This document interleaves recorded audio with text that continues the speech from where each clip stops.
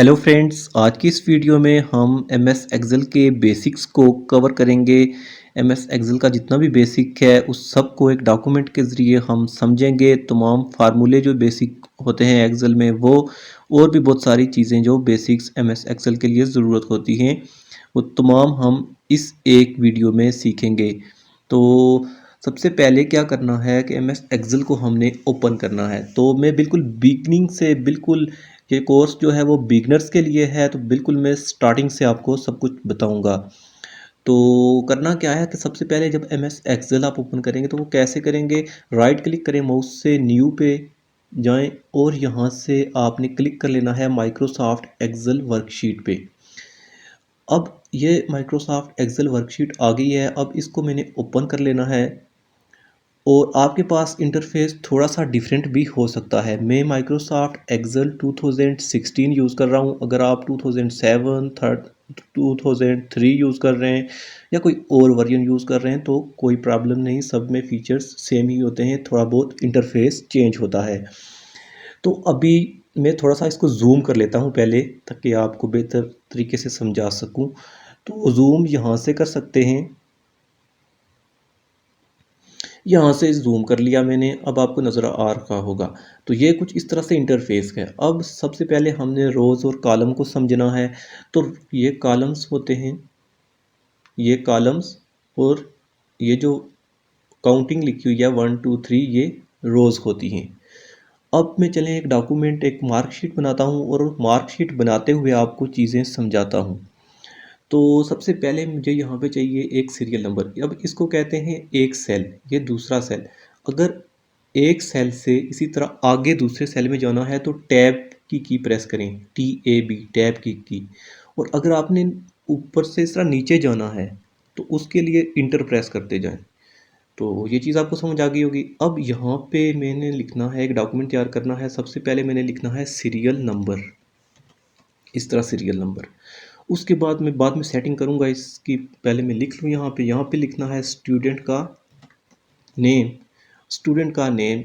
उसके बाद ये जो कॉलम है इसको मैं सिलेक्ट करके यहाँ पे मैं लिख देता हूँ स्टूडेंट का नेम के बाद में कुछ बुक्स के मार्क्स काउंट करूँगा, उनकी परसेंटेज निकालूंगा, उनका टोटल सम निकालूंगा, ग्रेड निकालूंगा, तमाम चीज़ें। तो अब मैं यहाँ पे लिख लेता हूँ किसी सब्जेक्ट का नाम, फॉर एग्जांपल मैंने इंग्लिश का लिख लिया।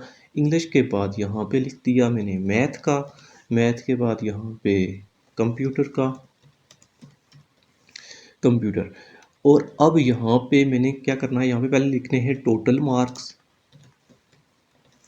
और उसके बाद ये अभी मैं सेटिंग करूँगा इसकी सेल की। तो यहाँ पे लिख देता हूँ मैं ऑब्टेन मार्क कि कितने नंबर उसने हासिल किए स्टूडेंट ने। तो यहाँ पे ये हो गया ऑब्टेन मार्क्स। ऑब्टेन मार्क्स के बाद यहाँ पे निकालूंगा मैं उसकी परसेंटेज, परसेंटेज के बाद निकालूंगा मैं यहाँ पे ग्रेड। ये डॉक्यूमेंट बनाने का ये मकसद है कि आप चीज़ें प्रैक्टिकली समझ सकें। तो यहाँ पे अब मैंने ये करना है कि पहले तो मैंने इसको थोड़ा मोटा करना है, थोड़ा बोल्ड करना है ताकि सही ये नज़र आए, एक हेडिंग की तरह मुझे चाहिए। तो अब यहाँ पे अगर मैं सिलेक्ट करूँगा इस तरह तो ये पूरी रो सिलेक्ट हो जाती है। मैंने सिलेक्ट कहाँ तक करना है, ये जो आई लिखा हुआ है ग्रेड यहाँ तक। तो अब क्या करेंगे, इसके लिए सिलेक्ट करने के लिए इस सेल पे क्लिक कर लें और इस सेल पे क्लिक करने के बाद माउस से आप खींचें इस तरह इसको जहाँ तक आपको चाहिए, तो यहाँ तक चाहिए। अब इसको मैंने करना है बोल्ड। तो बोल्ड करने के लिए बी सेलेक्ट करके बी पे क्लिक करें तो ये बोल्ड हो गया। अब इसका आप फॉन्ट फैमिली भी यहाँ से चेंज कर सकते हैं। मुझे एरियल चाहिए तो मैं एरियल रख लेता हूँ, और यहाँ पे अगर साइज़ इसका छोटा बड़ा करना है तो कर सकते हैं। 12 चाहिए तो 12 कर लें, तो 12 कर लिया। अब सीरियल नंबर पे पहले आते हैं। तो सीरियल नंबर यहाँ पे 1, फिर मैं इस तरह लिखूँगा 2। और अब नीचे अगर 100 हैं तो इसी तरह आप लिखते ना जाएं, बल्कि आपने क्या करना है, पहले 2 लिख लें, उसके बाद उनको सेलेक्ट कर लिया इस तरह, माउस सेलेक्ट कर लें आप। तो उसके बाद यहाँ पे जाएं, ये जो प्लस का साइन होता है ये, अब इससे नीचे खींचते जाएं, जितना स्टूडेंट का आपको चाहिए उतने स्टूडेंट का आपको मिल जाएगा। अभी मुझे यहाँ तक ही चाहिए 5 ही स्टूडेंट का, तो ये देखें 5 का आ गया। काउंटिंग खुद ब खुद आप खींचते जाएँ तो वो ऑटोमेटिक लिख दी जाएगी। अब मुझे ये सेल के सेंटर में चाहिए काउंटिंग, बल्कि साइड पे नहीं चाहिए। तो इसके लिए क्या करना है, मैं इस पूरे सेल को ही सिलेक्ट कर लेता हूँ यहाँ से, और यहाँ पे जाऊँगा, ये इस पर क्लिक करें सेंटर, तो ये सेंटर में आ जाएगा। अब ये जो स्टूडेंट वाला कॉलम है, ये तो मुझे अभी पूरा नहीं आ रहा, ये स्टूडेंट नेम लिखा हुआ है। तो इसके लिए क्या करेंगे, ये कॉलम को सिलेक्ट कर लें। अब यहाँ पे इस तरह जाएं और इसको खींचें आगे जहाँ तक आपको चाहिए। मुझे यहाँ तक चाहिए, तो इस तरह लिख देता हूँ, इस तरह कर देता हूँ। अब इसमें स्टूडेंट का नाम लिखने में जल्दी जल्दी से कोई स्टूडेंट के नाम वैसे रैंडम लिख देता हूँ, आपको समझाने के लिए बना रखा हूँ ये। तो लिखना तो कीबोर्ड से ही है, सिंपल सेल को सिलेक्ट करके तो नाम लिखते हैं। और मैं यहाँ पे कुछ स्टूडेंट्स के नाम लिख देता हूँ। अब नाम लिख दिए, अब ये मुझे यहाँ पे ही चाहिए। अब मैंने इसके इंग्लिश के मतलब 100 में से इसके कितने मार्क्स आए जी, रैंडम कुछ नंबर लिख देता हूँ। इसके 75 लिख देता हूँ, इसके 32 लिख देता हूँ, इसके जी 45, इसके 78 और इसके 89। अब ये मुझे सेंटर में चाहिए, तो इसी तरह इसको सिलेक्ट करके ये इस पर क्लिक करें तो सेंटर में। इसी तरह मैथ के मैंने अगर यहाँ पे बनाने हैं नंबर, यहाँ पे इंटर करने हैं, ये लिख के रैंडम कोई नंबर मैं कर देता हूँ इस तरह ये। और कंप्यूटर के, अब ये भी मुझे सेंटर में चाहिए, तो इसको सिलेक्ट करके तो ये सेंटर। अब कंप्यूटर का जो कॉलम है ये थोड़ा छोटा है, तो इसको इस तरह बड़ा कर दिया। अब यहाँ पे कंप्यूटर के मार्क्स उसके इंटर कर दिए जी, इंटर की से इंटर प्रेस करें तो नीचे चले जाएं। अब इसके 7 ही लिख दिए थे मैंने, तो या 7 ही रहने देते हैं, कोई बुक फेल भी तो होनी चाहिए। 23। अब टोटल मार्क्स, टोटल कितने हैं जी, 3 बुक्स हैं, तो 3 बुक्स के 100 ही होंगे, 100 ही। तो ये 100 मैंने लिख दिया। अब इसको मैं पहले सेंटर में करूँगा, इस पूरे कॉलम को ये सेंटर में कर दिया। और अब मुझे सबके सॉरी 100 नहीं, तीनों बुक्स के मिला के तो कितने हैं टोटल, 300 हैं। तो पहले तो मैं 300 यहाँ से सिलेक्ट करूँगा और नीचे खींचूँगा तो 300 आ गए, क्योंकि टोटल सबके सेम ही है 300। अब ऑब्टेन मतलब 300 में से कितने लिए हैं उन्होंने, तो उसको कैलकुलेट करना है। तो कैलकुलेट करने के लिए अब यहाँ पे सम का फार्मूला आप सीखेंगे। तो फार्मूला जब भी लिखते हैं तो उसके लिए इक्वल और सम का करना है, तो सम, अब 2 ब्रैकेट्स इस तरह। और इसके अंदर अब मैंने कहाँ से कहाँ तक काउंट करना है, सी, जो सी है, इस सेल का नाम क्या है, 75 यहाँ पे लिखा हुआ है। सी का कॉलम है और 2 रो है, यानी कि C2, तो C2 लिख देता हूँ। और C2 से मैंने कहाँ तक कैलकुलेट करने हैं, E2 तक।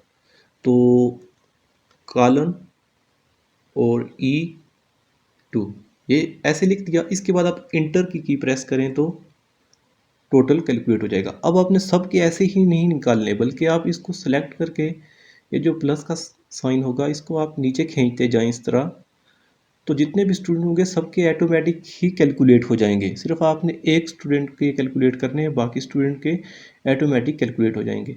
अब इसको मैंने सेंटर में करना है, तो इस तरह सेंटर में कर देता हूँ। तो कितना इजी था। अब यहाँ पे परसेंटेज निकालनी है, तो परसेंटेज के लिए क्या करना है, पहले तो इसको ठीक कर लेते हैं। और यहाँ पे परसेंटेज, अब परसेंटेज का फार्मूला ये होता है कि ये जो ऑब्टेन मार्क्स हैं इसको डिवाइड करेंगे हम टोटल मार्क्स से और मल्टीप्लाई कर देंगे 100 से। अब फार्मूला कैसे बनाना है हमने, तो उसके लिए इक्वल लिख के यहाँ पे 2 ब्रैकेट्स लिख दी। और अब क्या करना है, ये जो है पहले हमने एक स्टूडेंट का निकालना है, बाकी स्टूडेंट का तो ऑटोमेटिक हम वो नीचे खींच के निकाल लेते हैं। तो सबसे पहले स्टूडेंट का ही निकाल लेते हैं हम, G2 है। अब G2 को डिवाइड करना है हमने, ये इस सेल का क्या नाम है, F2। तो डिवाइड इस तरह ये डिवाइड का साइन होता है, और G2। और मल्टीप्लाई के लिए आप शिफ्ट और 8 जो कि है स्टैरिक इस तरह कर लिखना है, और उसके बाद 100 आप लिखते हैं इस तरह, सिंपल। अब इंटर प्रेस करूँगा तो परसेंटेज निकल जाएगी।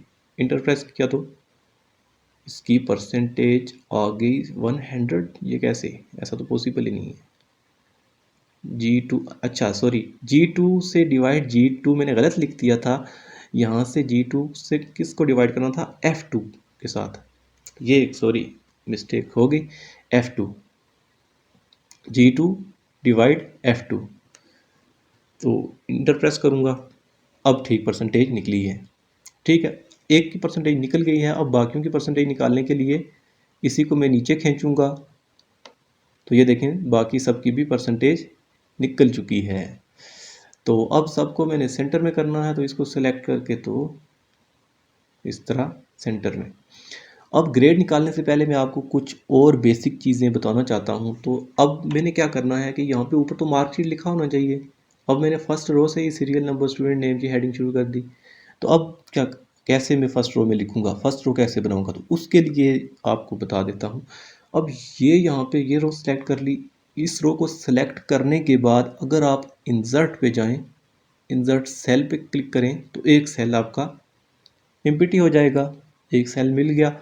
अब यहाँ आई तक, ए से लेके आई तक, यहाँ तक मुझे एक ही सेल चाहिए, उसमें मैंने बस मार्कशीट लिखना है, एक हेडिंग देनी है।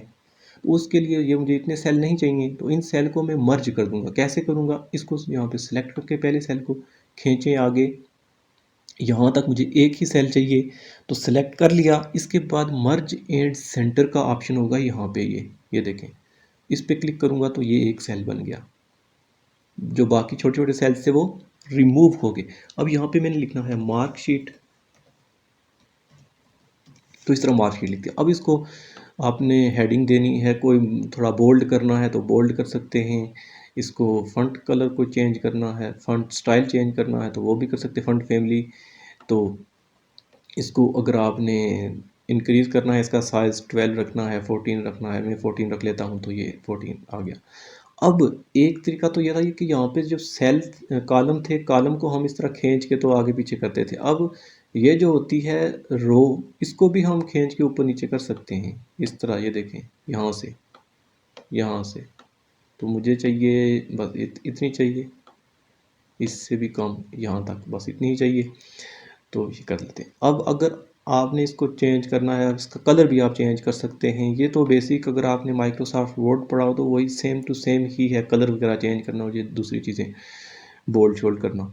तो या भी ये यहाँ तक इस तरह कलर भी चेंज हो गया। अब इसका कलर, अगर बैकग्राउंड कलर भी मैंने चेंज करना है, यहाँ से लेके पहले तो मैं सिलेक्ट कर देता हूँ यहाँ तक। इसका मैंने बैकग्राउंड चेंज करना, तो बैकग्राउंड के लिए ये फंट के साथ ही ये बैकग्राउंड कलर होता है, मैंने रखना है जी, तो ग्रीन कलर रखना है तो ये ग्रीन रख दिया। और फंट जो मैंने रखना है वो कलर कौन सा रखना है, वाइट कलर रखना है। अभी कौन सा है, ब्लैक, तो फंट के लिए यहाँ से चेंज कर सकता हूँ, ये यहाँ पे जाऊँगा और ये वाइट हो गया। तो ये कुछ बेसिक चीज़ें थी। अब ग्रेड निकालना है हमने, तो ग्रेड के लिए क्या करेंगे, अभी एक और चीज़ के, अगर ये यहाँ से ऑब्टेन मार्क्स हैं, इनको आपने थोड़ा हाईलाइट करना है, तो उसके लिए आप यहाँ से इसका कलर थोड़ा रेड रख लें, तो ये हाईलाइट हो गए जी ऑब्टेन मार्क्स स्टूडेंट के। इसके बाद हमने ग्रेड, अब ग्रेड की तरफ आते हैं। तो यहाँ पे आप कुछ कंडीशनल स्टेटमेंट सीखेंगे, इफ़ स्टेटमेंट। अब इफ़ स्टेटमेंट कैसे यूज़ करते हैं इसके बारे में आपको बताऊँगा। अभी यहाँ पे सेल में आप कन्फ्यूज़ हो जाएंगे, मैं लिखूँगा यहाँ पे। अभी यहाँ पे भी जो चीज़ लिखते हैं सेल में, आपने एक बात नोट की होगी, जो भी चीज़ लिखते हैं वो यहाँ पे भी डिस्प्ले हो रही होती है ऊपर बार में इसमें। तो अभी आपका फोकस अगर यहाँ पे है तो तब भी ठीक है, अगर आपको सही तरह से यहाँ पे नज़र आ रहा है ऊपर तो आप वहाँ पे देखें, अगर वहाँ पे नज़र नहीं आ रहा तो यहाँ पे देखें। तो अभी क्योंकि जो इफ़ स्टेटमेंट होगी ये काफ़ी लंबी होगी, तो अभी क्या करना है, हमने सिर्फ एक ही स्टूडेंट का ग्रेड निकालना है, जो फर्स्ट स्टूडेंट है सिर्फ इसका ग्रेड निकालना है, बाकियों के तो हम ऑटोमेटिक निकाल लेंगे। तो अभी उसके लिए निकालने के लिए जब भी फार्मूला स्टार्ट करते हैं तो इक्वल, और उसके बाद अभी हमने कौन सी इफ स्टेटमेंट निकालनी है, और ये वो भी ब्रैकेट्स के अंदर यहाँ पे। तो इस तरह ब्रैकेट्स लिख दी हैं आपने, ये आ गई। आप यहाँ पे देखें तो बेहतर नज़र आ रहा है, यहाँ पे भी और यहाँ पे भी अगर आप देखें तो सेम ही है। तो अभी यहाँ पे मैंने इफ़ लिखा, इफ़ लिखने के बाद अभी क्या करना है, फिर मैं ब्रैकेट्स लगा देता हूँ, इस तरह ब्रैकेट स्टार्ट कर दी मैंने। अब स्टार्ट करने के बाद मैं यहाँ पे क्या लिखूँगा कि अगर मार्क्स जो हों, ये जो परसेंटेज हो, परसेंटेज अगर 80 से अबूव है, 80 से ज़्यादा है, 80 है या 80 से ज़्यादा है, तो ए ग्रेड होना चाहिए। तो इसके लिए क्या करेंगे, इफ़ की कंडीशन लिखी मैंने, इफ़ के आगे ब्रैकेट स्टार्ट कर दी और यहाँ पे मैं एक चीज़ लिखूँगा कि ये जो एच है, एच इसको कोई नाम तो देना है हमने। एच इस सेल का नाम क्या है? फर्स्ट एच जो है वो कॉलम है और रो कितनी है? ये रो है जी 3, H3। तो H3 आ गया।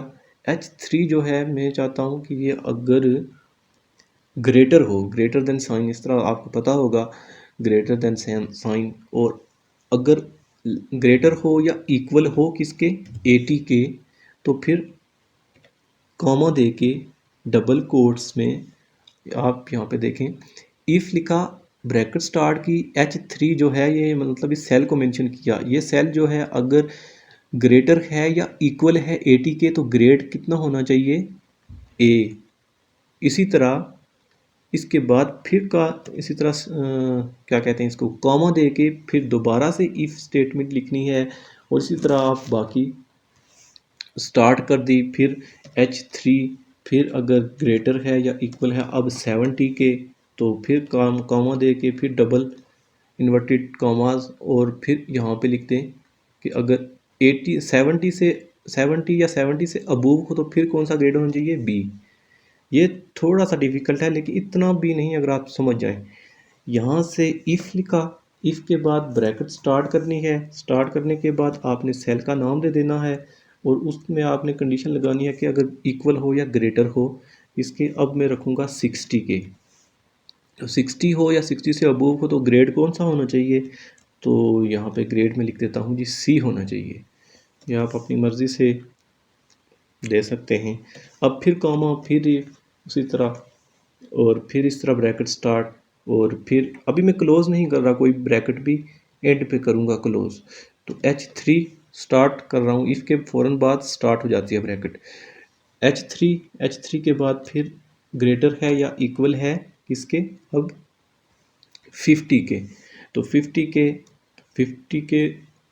50 या 50 से अबूव तो ग्रेड होना चाहिए कौन सा?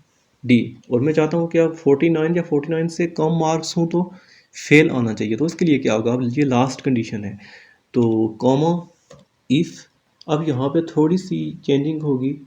क्या चेंजिंग होगी कि जो H3 है, H3 वो मैं अब पहले ग्रेटर लिख रहा था कि H3 से ग्रेटर या इक्वल हो। अब मैं लिखूँगा कि H3 जो है आगे जो वैल्यू लिखूँगा उससे बराबर हो या उससे कम हो, तो कम के लिए लेस देन का साइन, लेस देन का साइन, और अगर इक्वल हो किसके? 49।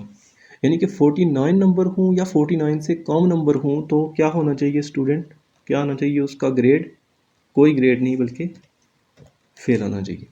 अब कितनी स्टेट मैंने ब्रैकेट शुरू की, अब वो मैं काउंट कर लेता हूँ। 1 2, उसके बाद 3 4 5 और 6।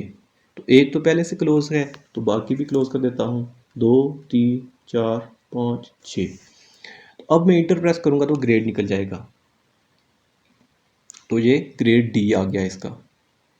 क्योंकि 59 है तो हमने कहा था कि 60 से अगर अबूव हैं तो होना चाहिए ग्रेड डी। 70 से ऊपर हूँ तो सॉरी बी होना चाहिए, और 80 से ऊपर हूँ तो ए होना चाहिए। अब बाकी स्टूडेंट के ग्रेड कैसे निकालेंगे? इसको सेल को सिलेक्ट करके यहाँ पे प्लस आ गया, और इस प्लस को नीचे खींचेंगे तो ये बाकियों का ग्रेड आ गया। अब ये फेल आ रहा है क्योंकि इसके 43 हैं, मतलब कि 49 से कम जिसके भी परसेंटेज हो तो वो फेल ही होगा।